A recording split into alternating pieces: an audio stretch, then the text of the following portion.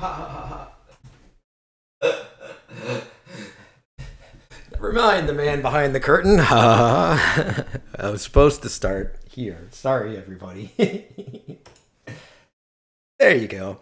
There's a normal intro. Hey, Todd Mariana here, Deep Grooves Mastering, Opcode 66, and this is the Twitch stream where cool things happen sometimes. Mostly. Maybe not. I don't know. It's really up to you. Your choice. So, last time around, I put a bit of work into this head right here. So let's get some better light on it, maybe. Let's get a zoom in. So I have, throughout this stream, been working on this head. So earlier on, I took it apart, and then I cleaned all the parts very meticulously. I assessed and recharged, measured, assessed, recharged the magnet.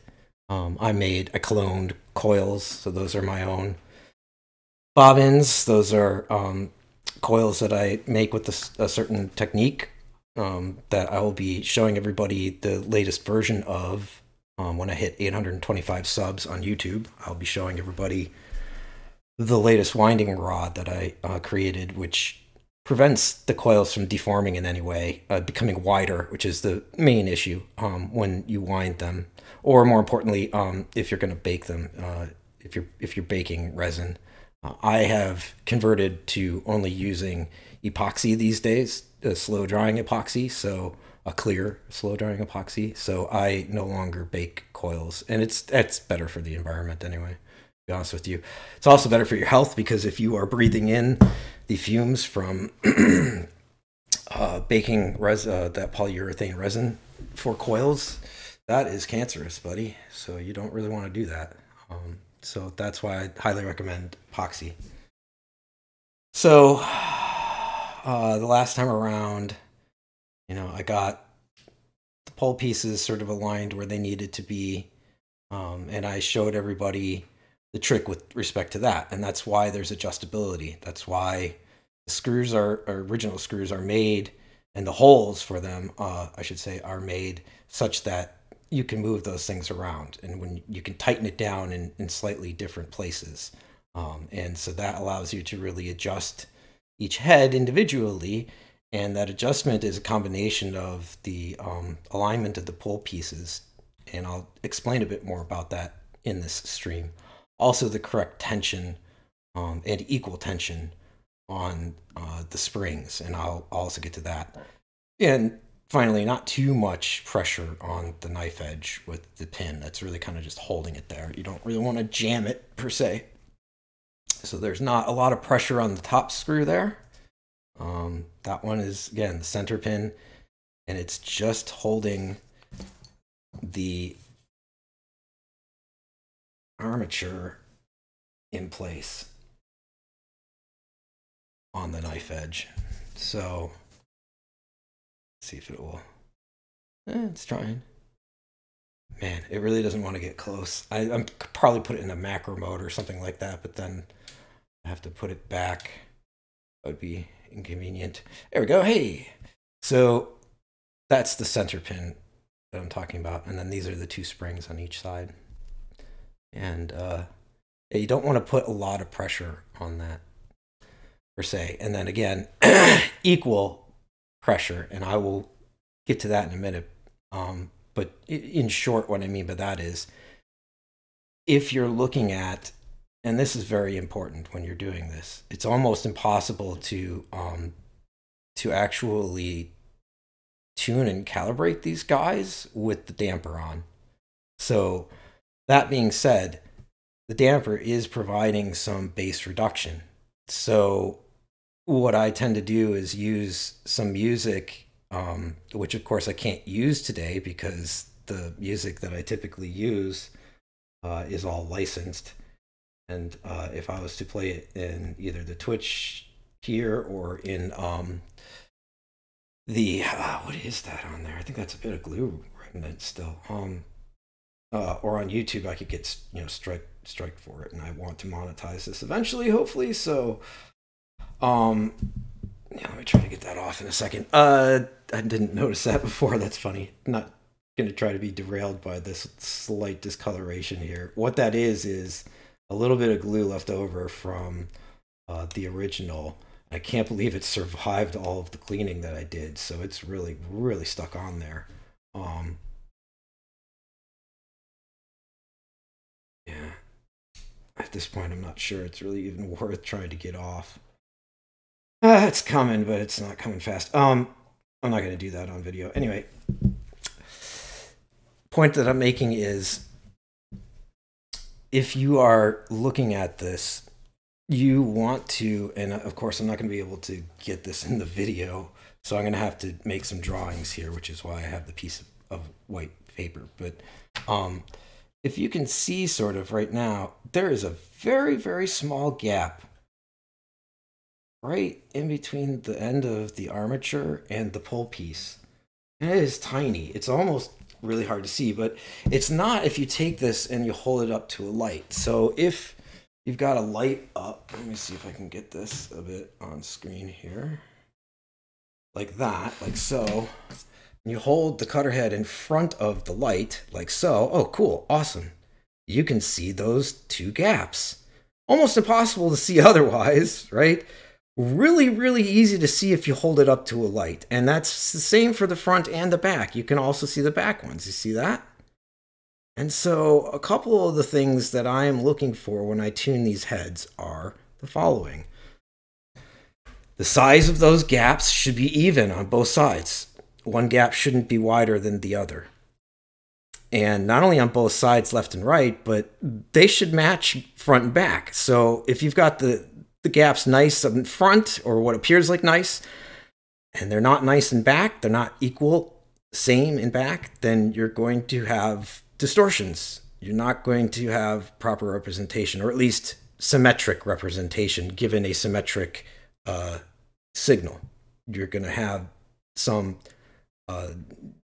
resonances, but really on one of the directions, positive or negative from zero. So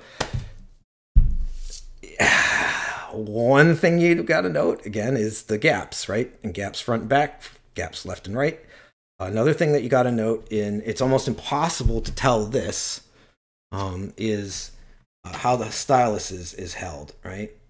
And so I'm going to draw this out in a second to just further demonstrate this stuff. But, you know, just showing it to you right now, this is what I'm looking for. And right now I can see that that stylus is being held a little bit crooked, right? It doesn't look like it's 100% perpendicular to the frame, not the magnet or the pole pieces, but the actual frame, which is back here. This is one part of the frame. This is another part. So you can use this as a plane, a definition of a line, right, or plane. And then what you're looking for is perpendicular. 100% perpendicular, 90 degrees, not cocked in any way. And right now that looks to me like it's cocked a little bit to the left, just slightly. Not hardly very much, but just a little bit. And so I'm gonna, correct that, right? So once I've corrected that and I've got this thing perpendicular, I want to keep it perpendicular from that point forward, right? I want to make sure that any adjustment that's made to the springs, if you're at that point wanting to put more tension on this guy, then and you've centered that stylus, right? So it's centered, it's where it needs to be, but it doesn't sound quite right. You want a little more tension. What I mean by that is the more of the tension, right, the more high frequencies will translate, will transmiss. So if you've got really loose tension, you're going to have a bassy sounding head. If you've got tight tension, you're going to have a high frequency sounding head. However, the more tension, the more you are fighting this electromagnetic system. So the more tension, the less amplitude, right? So you have to find a balance between these things, either frequency representation or amplitude, right? Another thing that determines sort of frequency representation and amplitude is the gauge of wire that you use to make the coils. So the lower the DC resistance, the more current that it can take, the more hypothetical amplitude that it could have. However, the coils are going to get hot. And once the coils get hot, their resistance goes through the roof. And now you've totally just shot yourself in the foot. So if you're using wire that is thicker, right? A smaller gauge, but a thicker enamel wire, it can potentially hot rod ahead, but you're also going to have a lot of heat. And if you're not mitigating that, then its response curve will just plummet after a certain period of time. So a lot of people will be like, oh, I'm getting great cuts, and then my things don't sound great after a while. Well, that's why. It's because it's heat buildup in your head. Now, you can sort of try to get around that by using, enamel wire that is a larger gauge or a thinner diameter. And so that mitigates heat, but it also has a much higher resistance. So you have to have an amplifier that can handle that sort of a load. And if you don't, then you'll blow your amplifier out or you'll have problems in your amp that will result in, again, distortions. So to, again, try to mitigate that, you can use different gauges of wire. The original ones came in different values. So you could get like these on the back of the cover. They're actually, a lot of them are marked. This happens to be marked 15 ohms right here. It's etched. But I've seen them with other ratings, so 8 ohms, 500 ohms was the original. And so 500 ohms requires an amp that can take a pretty big load. I'm just going to make sure that my dog is playing with something that he should be playing with. Okay, what are you doing? Okay, cool. I heard him messing with something, so I'm just making sure that he's all good. That wily, rascally guy. So back to what I was saying. Different styles of wire will not only have different performance capabilities, like I was just mentioning, with respect to either current transmission or heat buildup. The other aspect is, different gauges of wire actually tend to have a different sound. And it gets more into the physics of the EM, so I'm not going to quite get into that. But the larger the gauge wire, the thicker the wire, the smaller the gauge, the thicker the wire, the more it's going to be bass heavy too. So the thinner stuff, the higher gauge wire is going to represent better. So people that want the 4 ohm or 8 ohm, I would actually go either 8 or higher on these heads. Like anything below that's going to have the heat problems, and that's just going to really be a self-defeating thing. You're getting it because you think it could be louder, but yeah, for how long? And then it won't be loud anymore. Also, too, you might be melting some of the glue or the, disrupting the enamel and the coil, whatever. I'm not going to get into all the details of that. So back to what I'm looking for here. Another thing which I already, made sure of in the prior stream is that these springs and that center pin that's right there. So that center pin, the 2 springs, if you look at it this way, you want to make sure that that stuff looks perpendicular to the body again, and that it's not really sitting there on an angle per se. It's funny because you can see right here that this piece wasn't machined exactly 100% right. So it looks like it's on a little bit of an angle. So that's interesting. I didn't notice that before.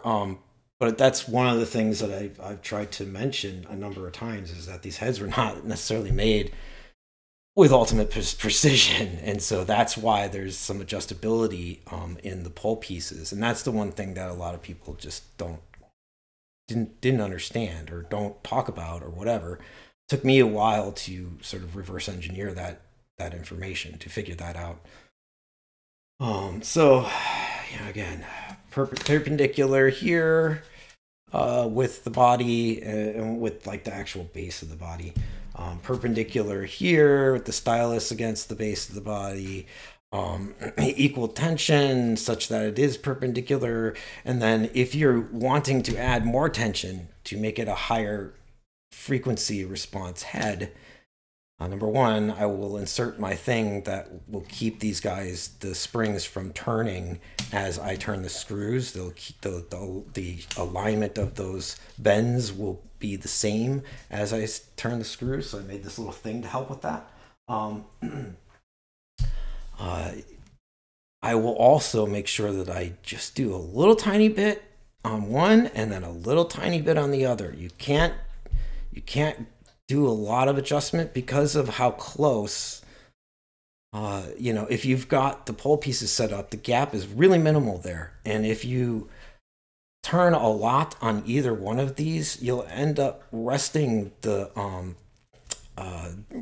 armature against one of the pole pieces, and you might not realize that. And so now you're trying to really jam on the thing because you're not seeing it move, and or getting a change in response. It's because it's stuck up against the pole piece. So don't do that. Be very mindful once you've got the pole pieces close to the armature. Be very mindful when you're making adjustments to these two screws, because again, if you have made an adjustment such that the armature is actually sitting against a pole piece, then all that you are doing from that point forward is compressing the spring in a destructive way, in a way that it probably won't come back from correctly, and that you'll need a cloned replacement. So be very mindful of that. Make very tiny adjustments to one and make a very tiny reciprocal, the same amount of adjustment to the other, and be looking at your gaps front and back. Don't have the damper on. Be mindful of your gaps. Don't jam it up against either of the pole pieces, you know, front or back, left or right. Make your adjustments in tiny increments and make them both, you know, here and then here, here and then here, here and then here, until you've got it perfect. Mind your gaps. Make sure that you end up with perpendicular stylus. And pretty much that's about it. I mean, after what I did in the previous video, I did the alignment on those pole pieces. I showed everybody the process for doing that. And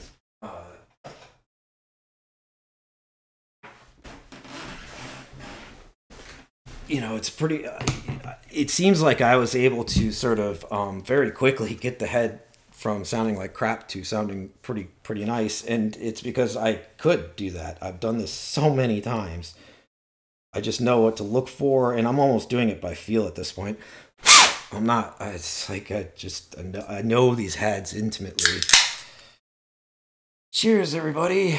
I'm on a budget, so I get my drink for cheap. These are like $1.25, I think.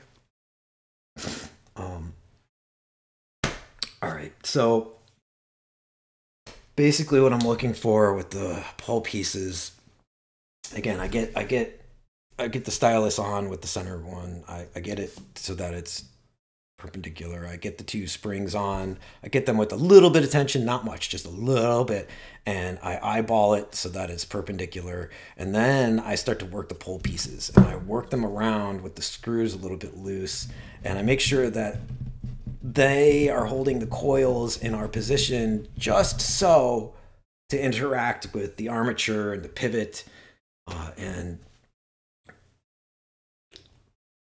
like I showed in the prior stream, you can hear it and you can feel it when that happens. And so right when that happens, get them locked down. You might have to make a little bit of an adjustment to them from that point forward, but you may not.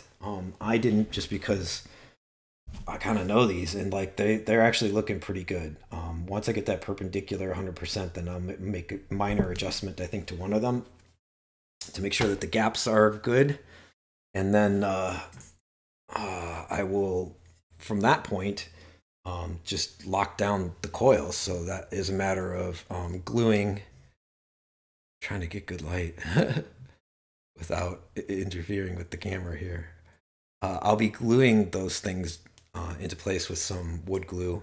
I just use some triple bond, and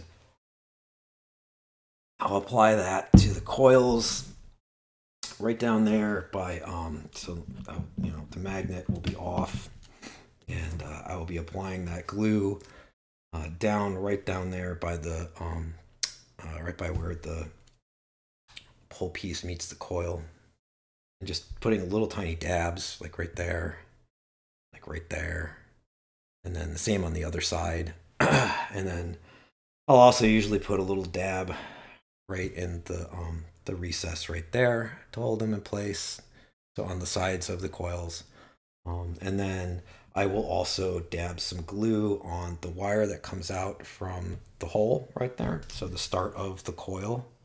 I'll dab some glue on there so it doesn't move. I will also dab some glue on the actual shrink wrap, like on the outside, to harden it a bit and to keep it from moving.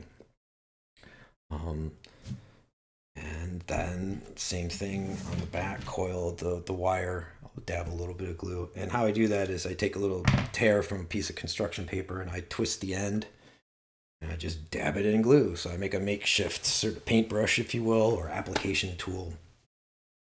Seems to work great. So that'll be what I'll be doing there. Once that is all done, oh yeah, and by the way, I typically, the front coil is the red, so the hot, and then the back coil is the neutral, and the two coil ends are connected together. So that's how that all works out. And you can do a lot of this tuning work exactly how I just did, right? So you see me, I don't have the magnet screwed down, I just flip it out. Works just fine either way, you know. I shouldn't say that. It is not as intense being held this way, but it works.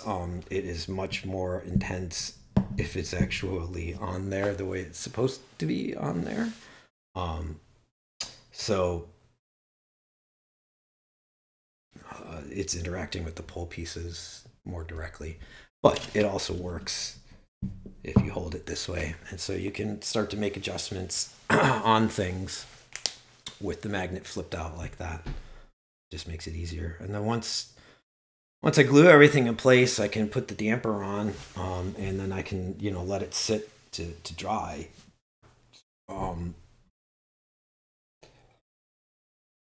That'll be it. I will, in another stream, pick up and start working on the other head that I have, which is the 5C, and get it done hopefully very soon, because I just need to get this stuff done like now.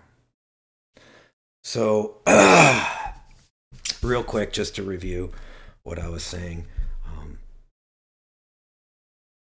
you know, there's these sort of two pieces right on the head, right there, and that's the actual body parts, and beneath those are where, you know, you see the pole pieces come out.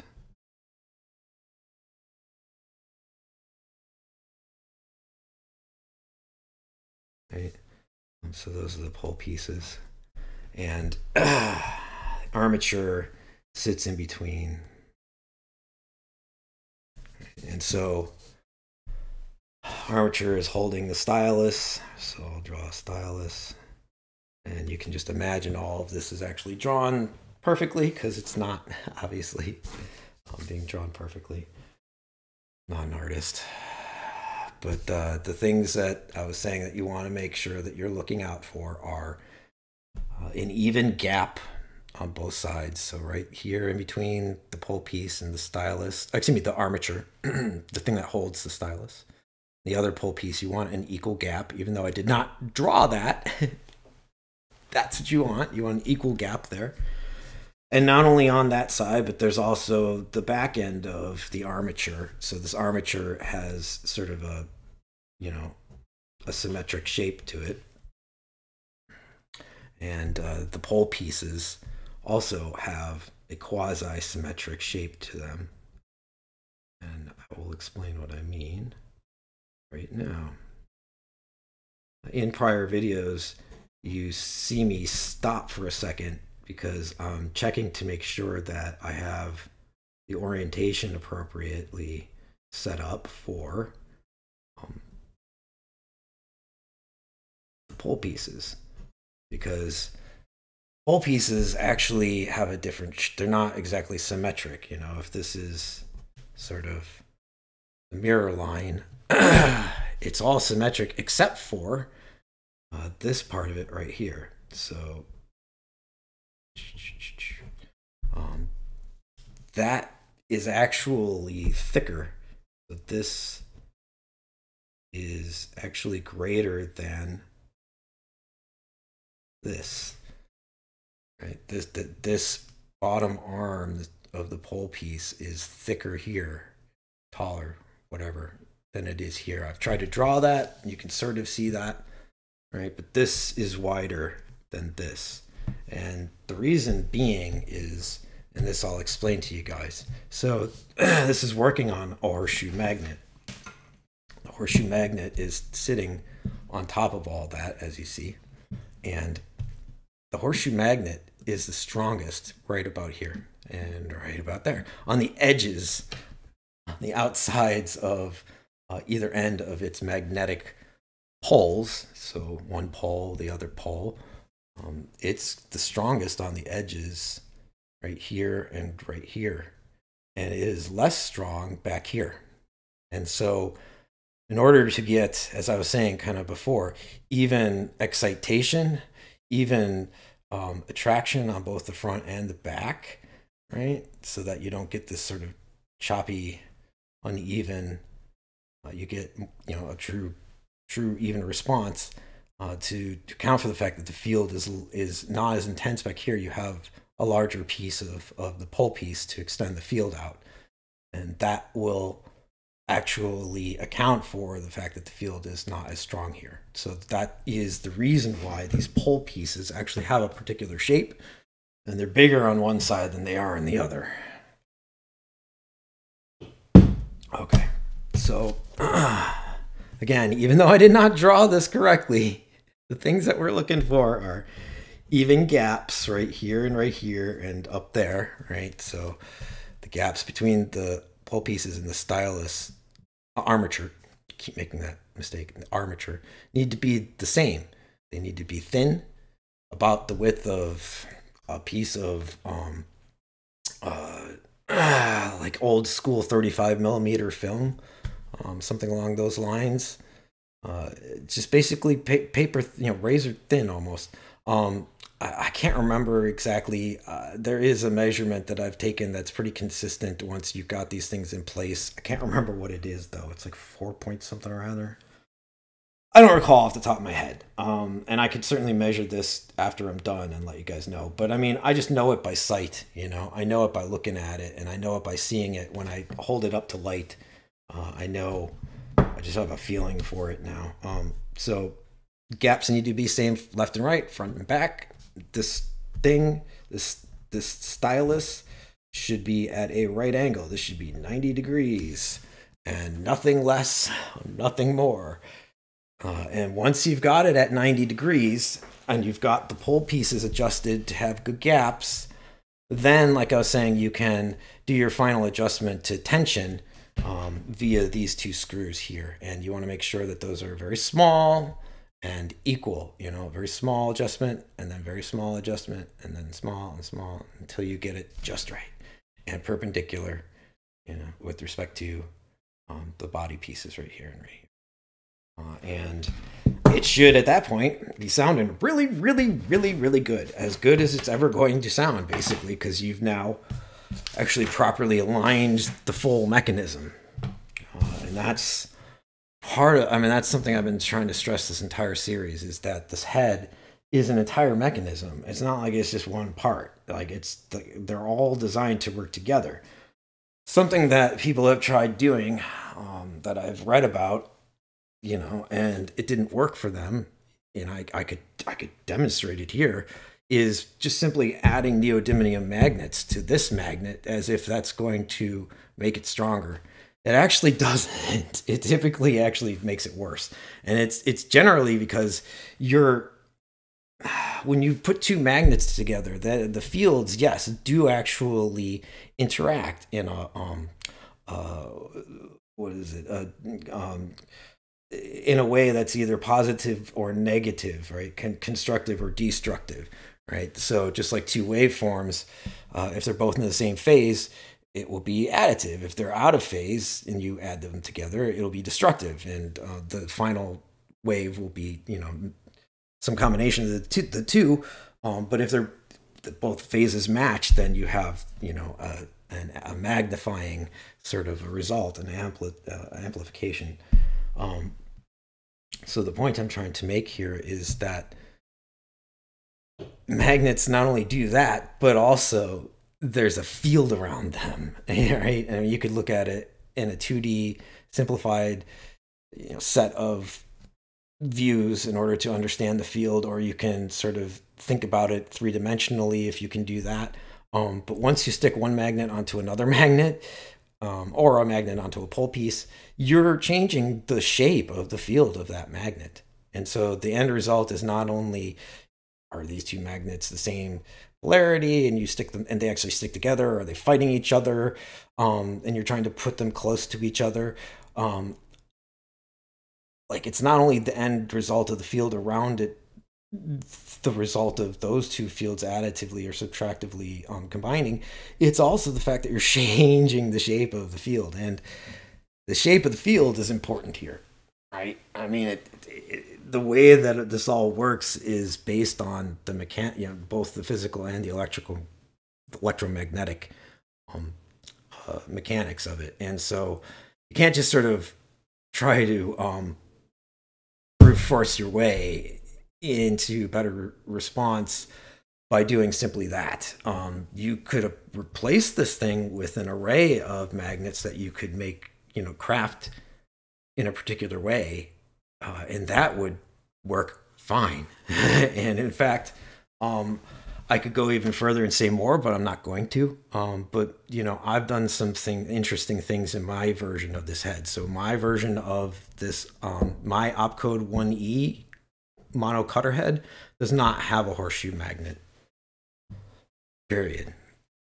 It also doesn't have some other things, and it also has some things that this doesn't have. So it's done differently internally. Some of it's the same, so it's the same sort of an armature, the same two coil arrangement, but there's a lot of other changes and tweaks that I made. And it's because I learned over time how to coerce a field, not just brute force a measurable field, but coerce a three-dimensional field that is in the shape and has the density that you want. So, that all being said, like, I don't think I'm gonna have to do a whole lot right on this right now to get it sort of done. And I don't really want to do a huge stream here, so I think I've pretty much imparted most all of the information that I really need to impart at this point.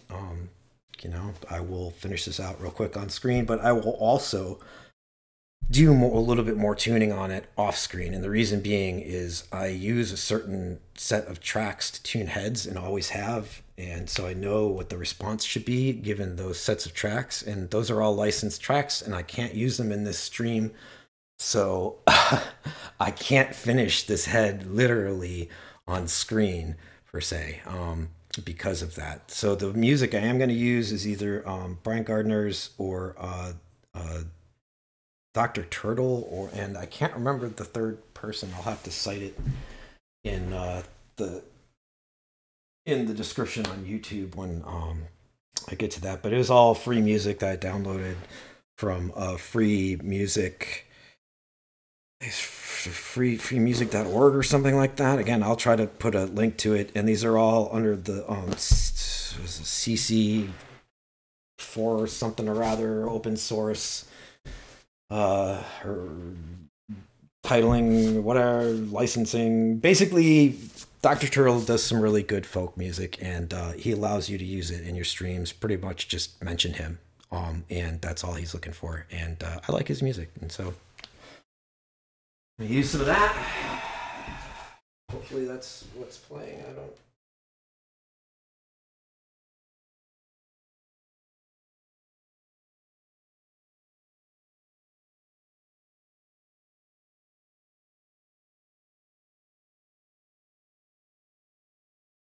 And let me look. Should I get it right?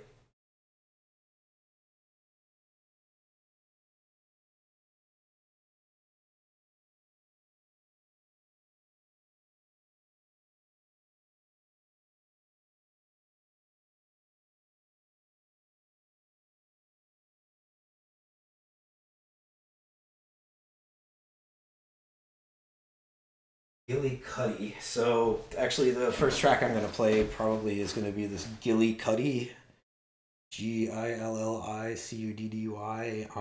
It's called Jupiter the Blue.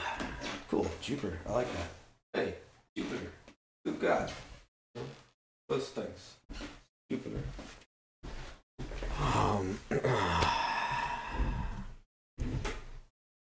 So real quick, I'm gonna adjust the perpendicularity of that armature now that I've got a stylus. And I finally found, in my last stream I couldn't find this guy, this steel coating stylus. And by the way, I'm not really, these aren't really steel because they don't stick to a magnet.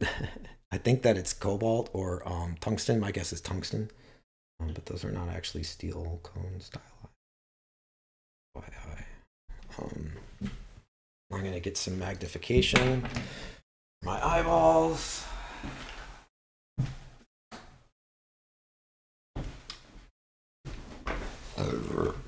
Burp, excuse me for that.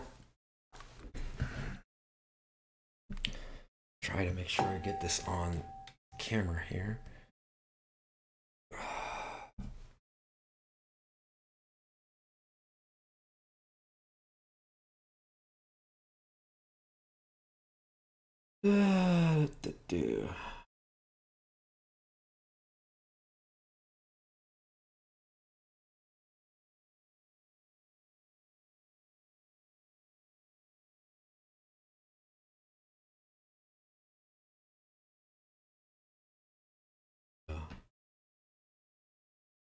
Doesn't take much to move this thing, so I mean, like, you'd be surprised what little effort it takes to actually move. What little turning it takes to move this thing. Oops.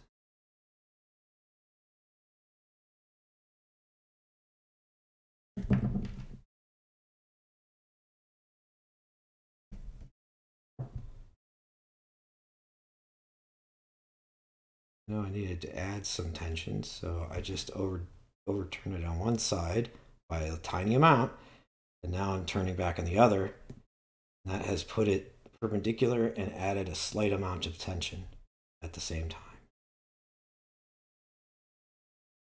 Oh, I'm right about to check my gaps.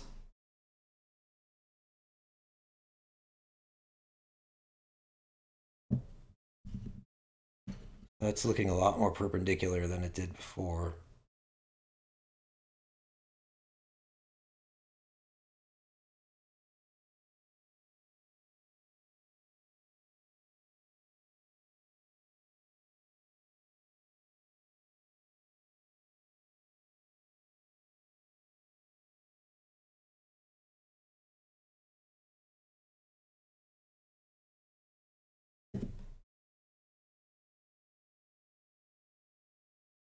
Lost.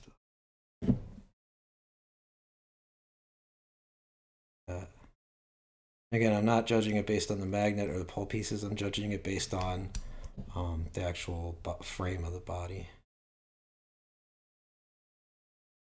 That looks good to me. It looks good on camera. It looks pretty good.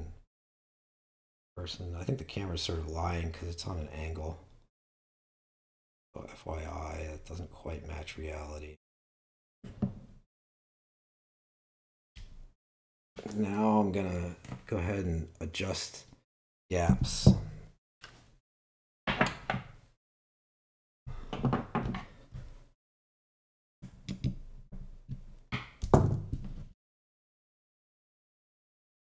fact, take this off for now.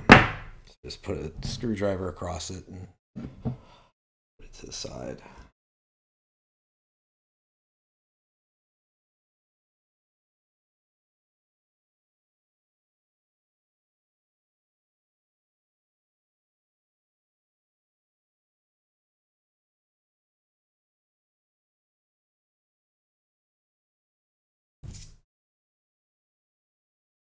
sometimes it's not as easy you might want it to be to hold these things exactly where you want them to be and get the screw tension perfect.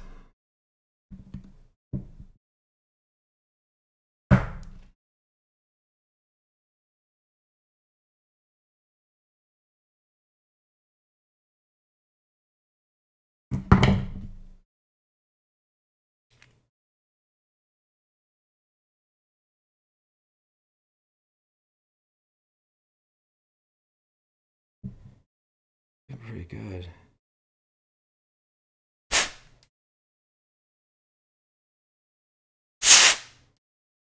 Piece of schmutz or something.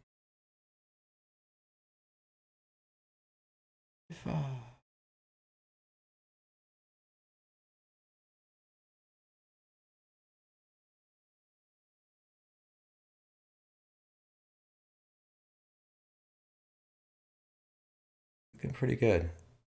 Good gap bottom, good gap top. I might move them just slightly closer. On the right hand side before I lock it down.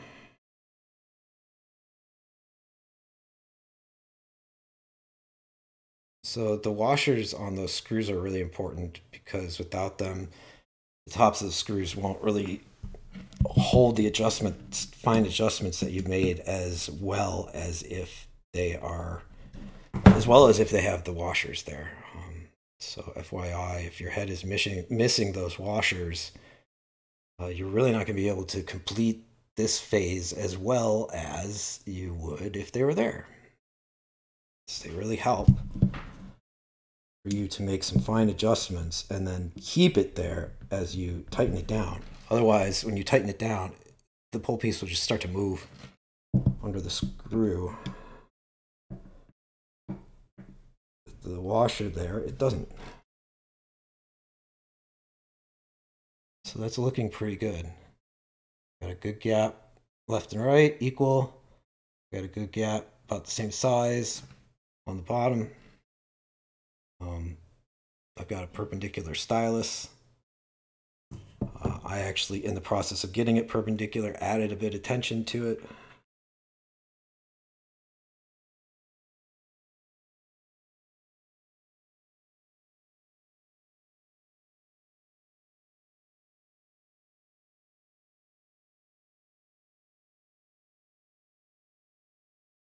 And then, like I'm just doing right now, I'm making just minor adjustments to the screws, and so I might need to then make minor adjustments to the gaps, but everything's looking really good right now. So I'm going to run a little audio through it. We'll see what it sounds like. And then I'll show you guys how I do the gluing process real quick. And then, not sure if I actually want to glue it all down right now because I might still make a couple of additional adjustments before I finalize it. And as I mentioned, I can't really do that work. I can't really finalize this without running some audio through it that I know, which is licensed. That's not going to happen. But yeah, I think that everything is really close to being done as far as adjusting it is concerned. So for right now, I'm just going to sort of show you that process. Let me make one more quick change, actually.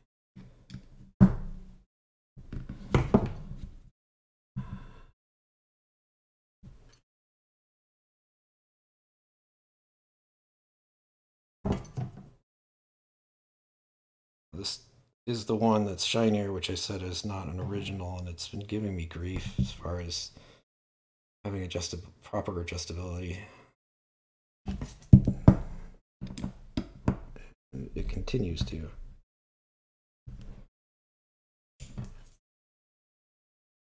There we go.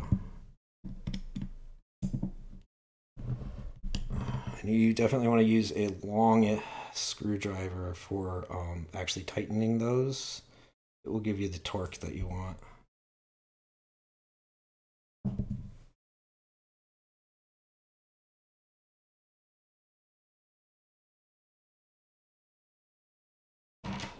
Oh.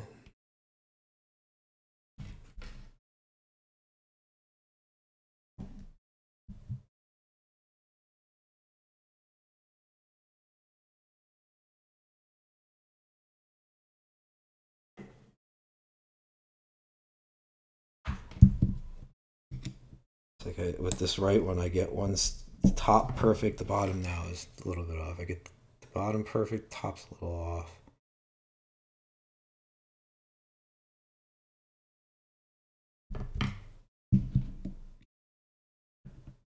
And I attributed it to the head of the screw being a slightly wider diameter than the originals.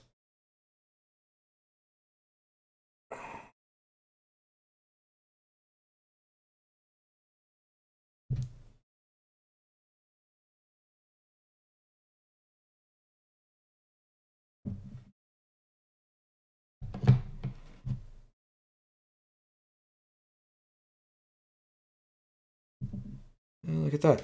Interestingly, even though I keep mentioning this tool that I made, I didn't have to use it on these. They didn't turn. That's weird. Quite typically, those things will, the springs will turn around as you're making adjustments.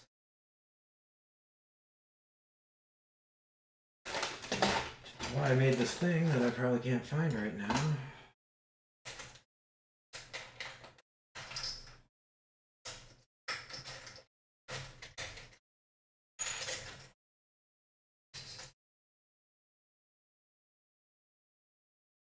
Naturally.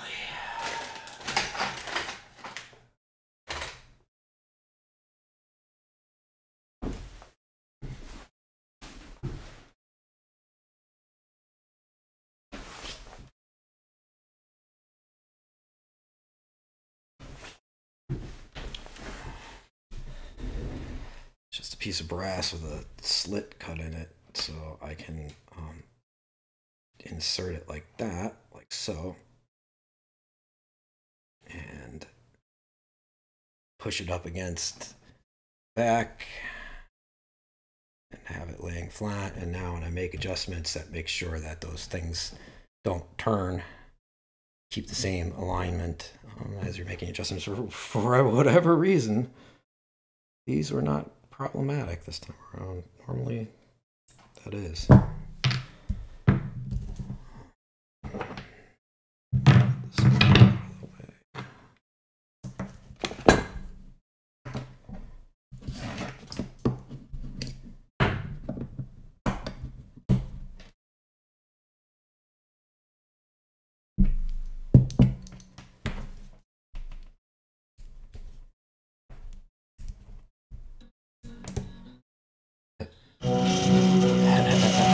Do it on my beer.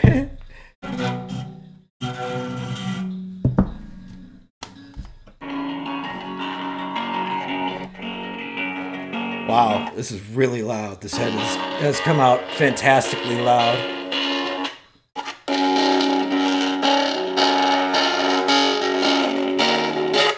And it won't have the heat build up as much because of the gauge of the wire as others might. Let me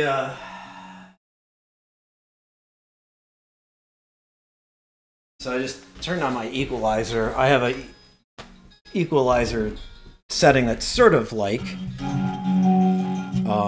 the RIA EQ curve for recording. It's not the same, but it's just low bass and high treble.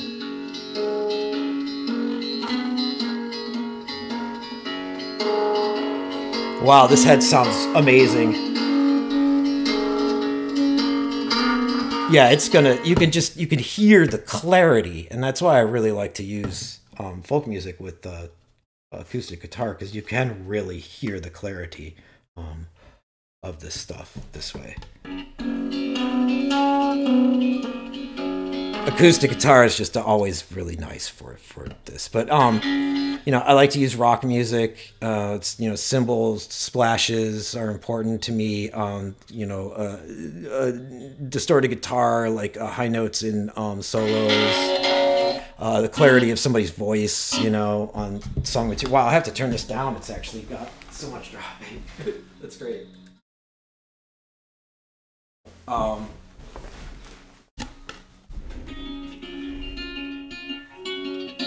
So now it's not distorting because it doesn't have as much drive.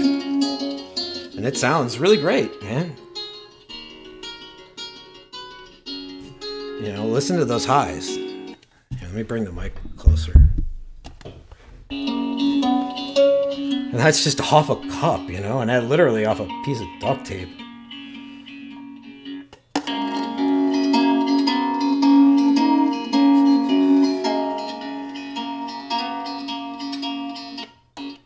And just so everybody knows, I'm not cheating. This is for real.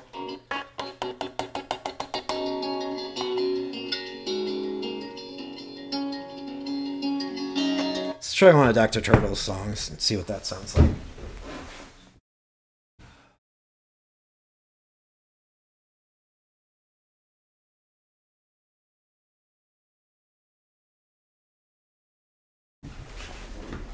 And off the Colt 45.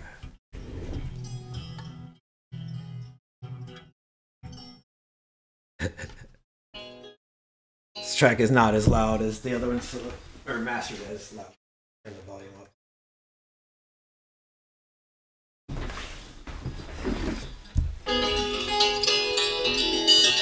Wow, listen to those highs.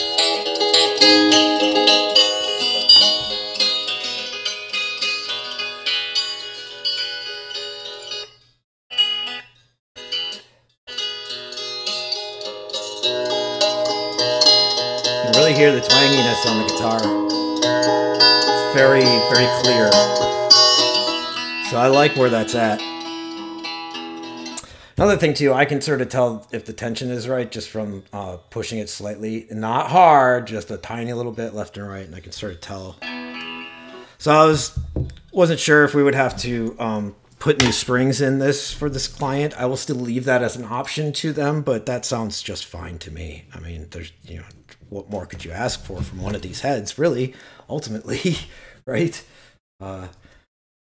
So not bad. And then, you know, we just did all that drive. That thing is barely hot. You know, we can heat gun it right now, and you can see that it's really not in excess of the actual temperature of the environment. So 80 something degrees on, you know, 60s, high 60s. So it's not getting that hot. That was some great response. This was, look.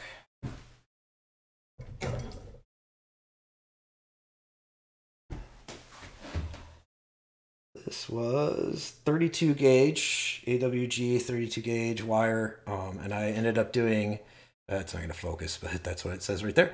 I ended up doing 220 turns per coil without deformation of the coil. The ones that I did that were 250 turns each were the deformed ones, and they were actually, though had more turns on it, it was so wide it was actually impeding the motion of the armature, so they would not have worked great, even though they had a couple extra turns. Doesn't just come for free, so it widened the coil. Anyway, that sounds really nice. I'm going to show you guys real quick how I apply the glue, and I will just glue, put a little dab of glue on the wire right there that's coming out of the start of the coil, so I can just show you guys that, because again, I might want to make a couple more minor adjustments before I say this head's 100% ready to go out. But right now it's sounding fantastic. I mean, that, again, what more could you really ask for? And then we'll put the damper on, listen to it one more time, and sort of call it. Of course, putting the case on is, you know, it's nothing you guys really need to per se, I think, see me do. It's just a couple of screws. You know, that's really the only thing left in the bag are basically the screws for holding the damper on, and the plate for it, and the sleeve, the metal sleeve that will go inside the damper. The set screws that will go down and lock these guys into place. So once you get everything correct, you're gonna go and put 3 screws in right here. And typically one is longer than the others. It looks to me like there's some mismatching of parts here because they're all shorties. One should be a little bit longer than the others. The shorties are for the springs, and the one that's a little bit longer goes into down in to lock the center pin set screw. Again, these go in here. And, whoa, Bob, leave Tyler's food alone. Dog's trying to eat the cat's food. So those guys go in there, and definitely don't forget them. And definitely they are important because they lock your work down where you have it right now. And that's important to make sure that nothing moves at this point. You're also, like I think I mentioned before, you're going to want to use, oops, I just picked up, those screws are steel. You can tell because they stick to the magnet. You are going to want to use a longish screwdriver to really make sure that that screw and that screw on the pull pieces are very tight as you can get it without screwing up the screw. And also without allowing the pull piece to move as you're tightening it. So make sure that once you've done your tightening that you recheck your gaps, because that's really important. And so once that is all done, you know, the damper is these 4 short screws, smallish, very tiny miniature looking screws right there, and this plate, and that little guy goes in right here.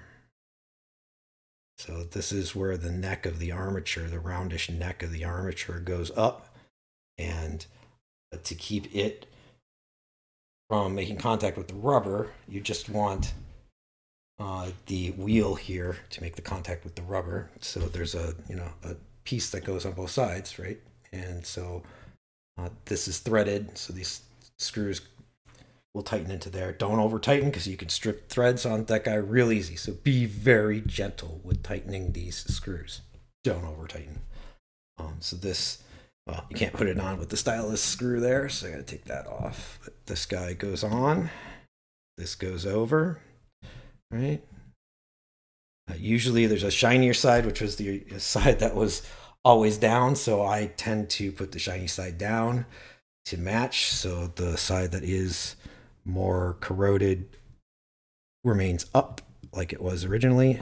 And then, you know, as long as you made your damper correctly, all the screw holes line up, the screws go right in, and you tighten that down. And then this bar right here is what holds the top of that.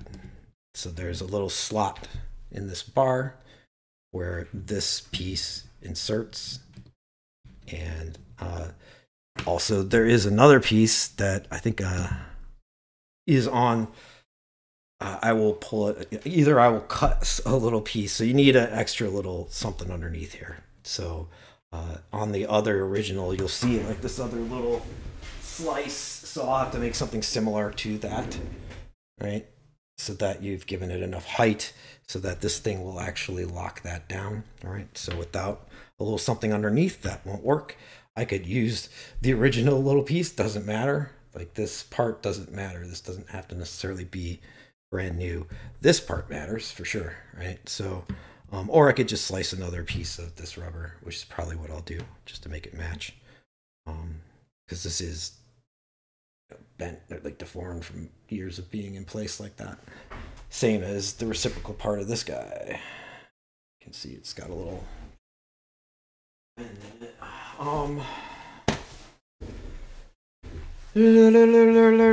Yeah, and then after that, you know, these are the screws for the magnet. So you get the magnet locked in place once everything else is locked in place. Oops. So the 4 screws for the magnet go in. Of course, that's done before you try to put the damper on, right? Then the damper will go on and get locked down. And then the only other screws that are left, because you take 2 right there, are holding this bar, which holds the damper. The only 2 screws that are left now are these 2, and the short one is for the back case. The long one is for the front cover. I should say back cover and front cover. So here's the front cover. It uses the long screw, and then this is the back cover, and it takes the short screw. And so you just pressure fits on, and that short screw goes right there. A lot of times you will also see people have a very thin piece of rubber that goes right here, and it just keeps dust from getting inside. I will ask my client if he wants one of those or not, and you'll see it underneath this hole. There's a piece of black something or other where the stylus protrudes from, and again, that just keeps dust from getting inside, and it's really up to them if they want it or not. I can do that, so I will ask. But that's really it. So let me demonstrate the gluing real quick, and then I'll toss the damper on. I'm not going to lock down those screws because I might make adjustments to them still, as I keep saying, and I do not want to make adjustments to them while the locking screws are in place. If you make adjustments to the set screws while these screws are still in there, you will screw up the set screws. You will just take the threads right off. So don't do that. If you can't remove these screws, but with a screwdriver, I went over this in a prior video, use an ultrasonic bath to get them free and to get stuff loosened, or use some chemicals. There's some stuff that sometimes works, not only always for these heads, that leach in there and purportedly can unlock the screws. But mostly I'm just using the bath, electrosonic, the ultrasonic bath, and working them out that way. If something is completely stuck and unmovable, there are other options. Again, I went over that in a prior video, so I'm not going to really review that per se, but you have to be very careful. You can tap out the center of those screws with like a 0.5 millimeter bit or something like that and jam something in there and use that as like your screwdriver, basically. And that works. So I just take a little tear of construction paper, whatever size you want, however you want, and I just twist it, and that is how I apply glue. It's nothing more complex than that.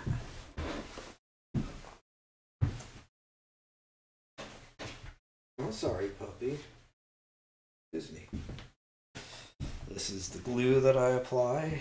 It's triple bond 2 premium wood glue. And it just seems to dry similarly to some of the glues. It's really a paste, that I saw in original heads. I can't tell you exactly what that glue was. I can't match it 100%, but it's close enough.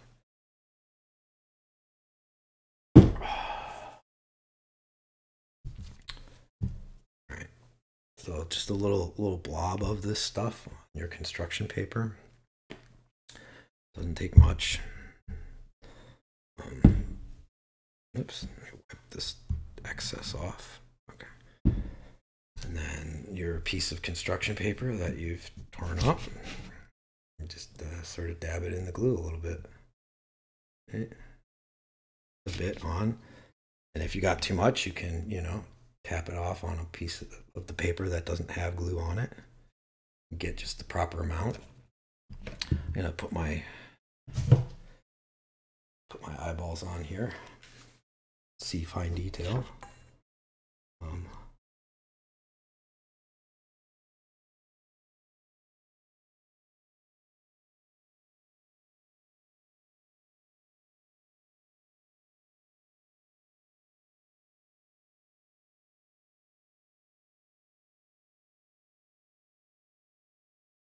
There you go.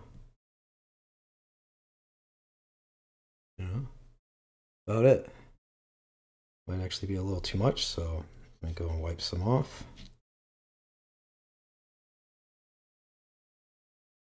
Looks fine to me. So something along those lines is what you're looking for.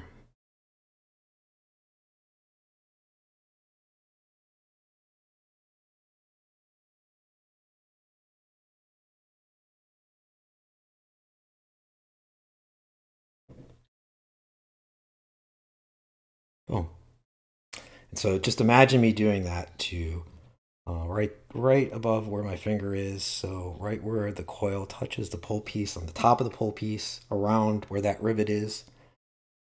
Um, Imagine me doing that left and right, and then same in the back right there on the coil. Same right on the pull piece, right at the top of the pull piece, right by where coil meets it.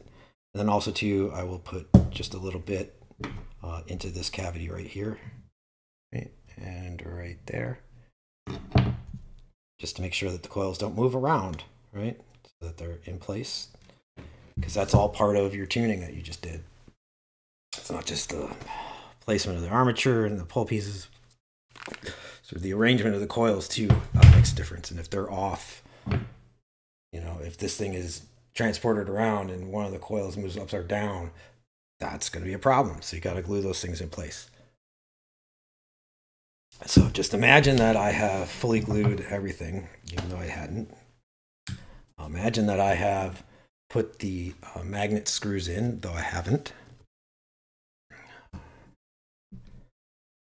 You know, I'm asking a lot.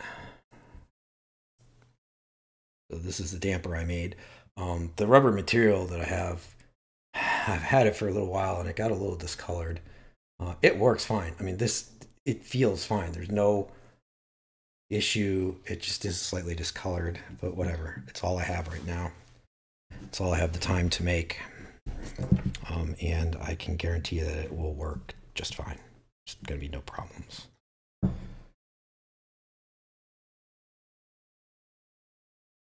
Make sure that that is not riding the top, but actually, you know, the round part of the armature is actually going through the hole, and that the disc is not riding on top of the armature, but actually the armature is protruding through the disc.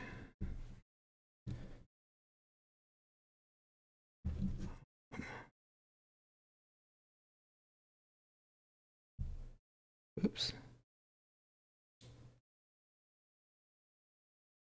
Once you get one of these started, the rest will sort of follow suit pretty nicely. I'm going to just pull this off real quick and get this guy actually started by hand. Like thus. Actually, this one's better. This one's actually the best for these screws. So I'm just going to get it sort of mostly started through the damper. And then the amount of the screw that actually makes contact with, that goes through the threads of the other disc, is very small. So these do not protrude out very much on the other end, just FYI. Don't expect for them to do that.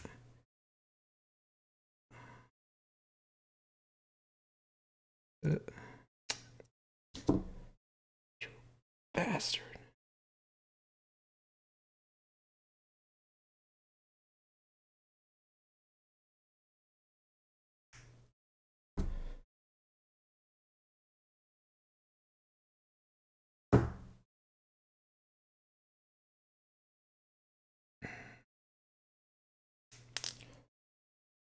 So that guy just slid right in because we've got good alignment now.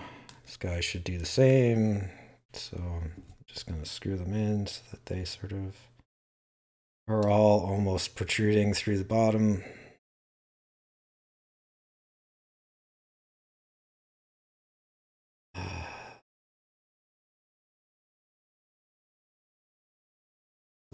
Okay. And if it's machine, you know, if the damper is machined correctly, then all that will align perfect. Damper is not machined correctly, then it will be pushing the screws out of alignment, and you'll have a horribly hard time trying to tighten these down because the screws have to sit just so, and if they don't, man, it just does not work. You'll get one down, but you won't get the others down easily, and you'll be sitting all crooked. And yeah.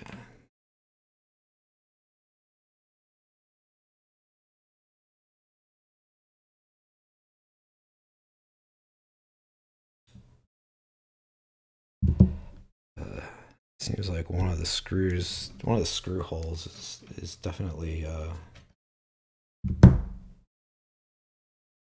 one of these guys is already stripped, it seems like. Fortunately. That sucks. I'm dealing with right now is a little bit of flare on the bottom of these holes is impeding with the threads actually starting and on the screws. There we go. Now that one wasn't even poking through. And I also explained that in a prior video. When you stamp something like this, typically the bottom of it has a little bit of flare around it, and so I was just dealing with that in the holes right there. Just keeping the screws from making contact with the plate appropriately. Oops.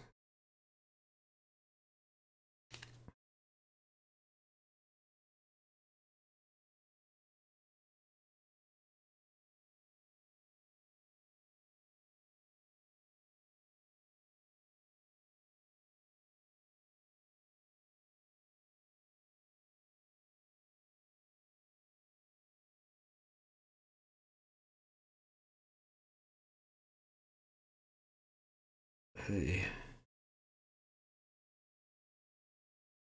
There's at least a hole or two that's iffy on this guy, which sucks. So I might have to make a new bottom plate, which would really blow. It's just one. It's one of the screws not really holding. No, I take that back.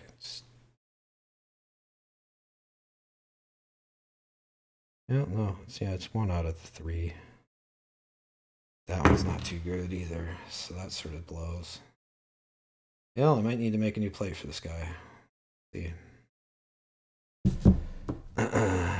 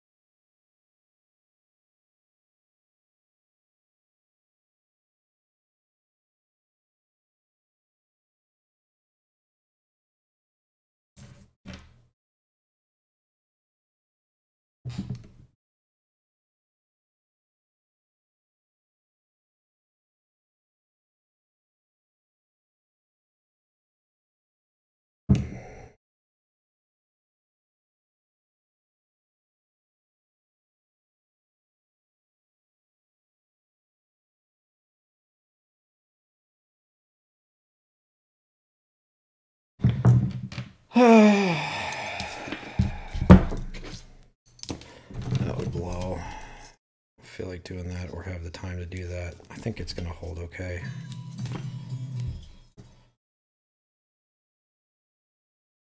Maybe not. Oops, I'm dipping the leads in glue.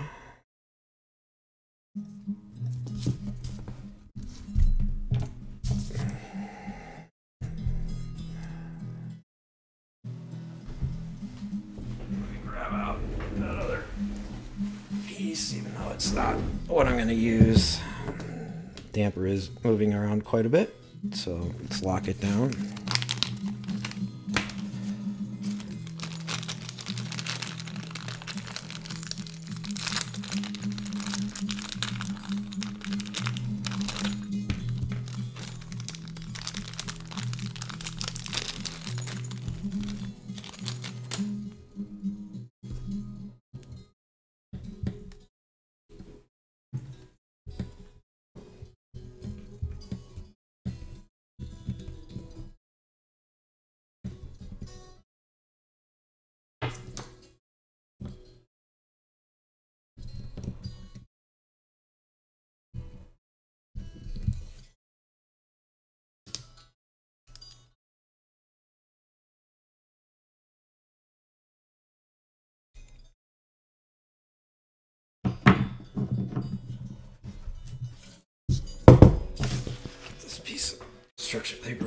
glue out of the way.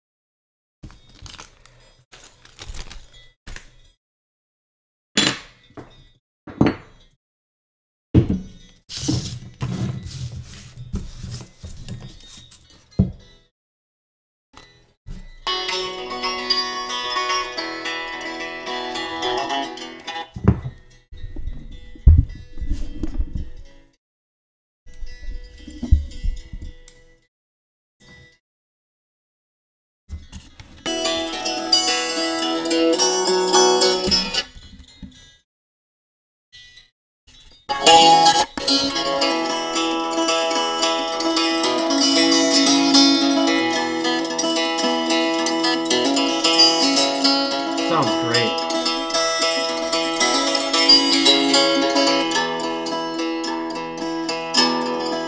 Yeah, really nice. Very, very nice. Clean sounding.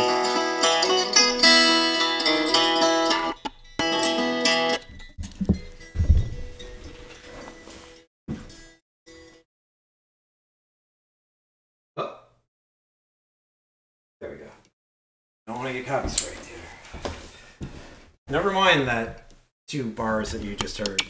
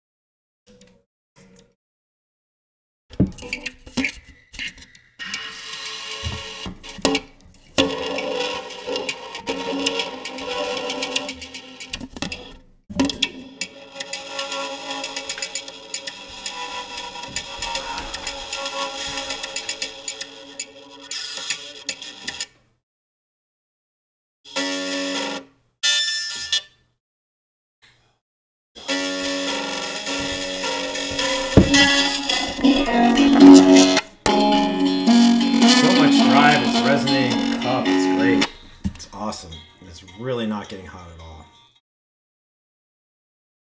There you go, guys and gals and doggies and kitties. Every mammal in between. Oh, Bobby, do you want to come and say hi? Come here. Come and say hi.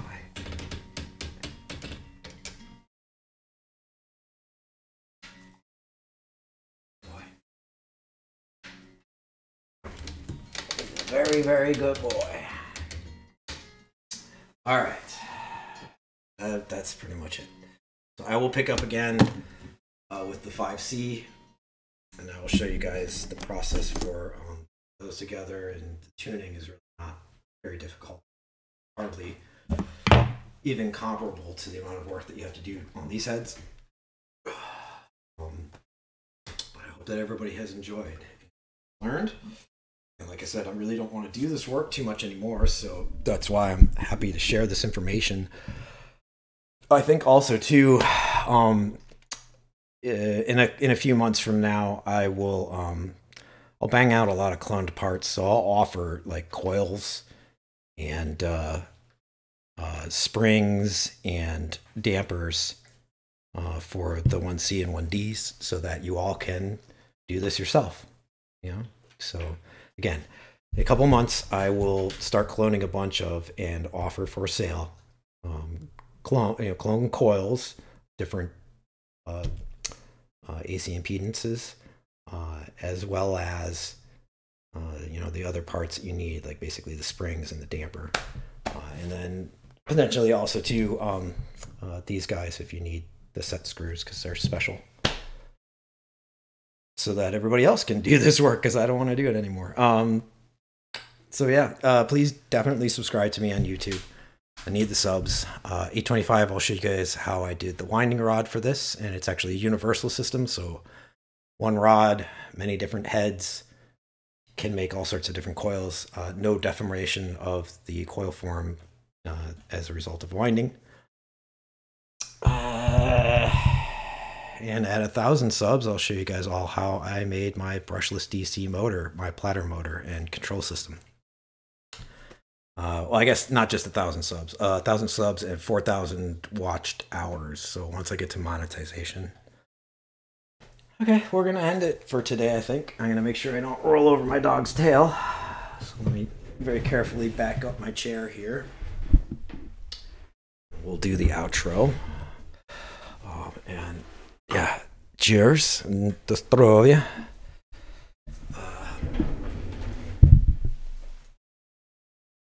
Many thank yous to everybody who supports my work, who is interested in what I do and how I do it, and can put up with my horrible sense of humor. Thank you.